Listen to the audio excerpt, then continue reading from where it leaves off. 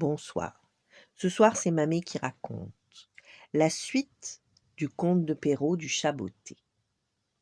L'ogre reçut aussi civilement que le peut un ogre et le fit se reposer.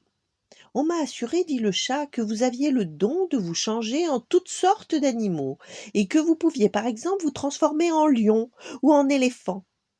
Cela est vrai, répondit l'ogre brusquement, et pour vous le montrer, vous m'allez voir devenir un lion.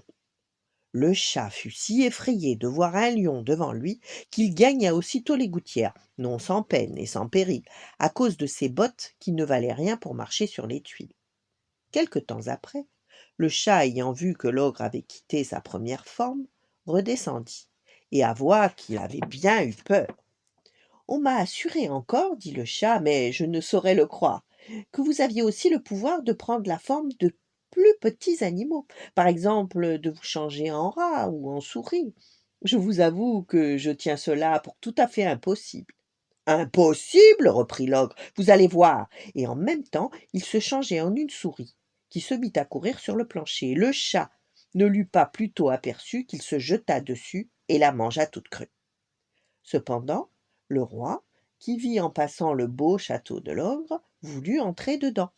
Le chat, qui entendit le bruit du carrosse qui passait sur le pont-levis, courut au-devant du roi, et il lui dit « Votre Majesté, soyez la bienvenue dans le château du marquis de Carabas. »« Comment, monsieur le marquis ?» s'écria le roi. « Ce château est à vous ?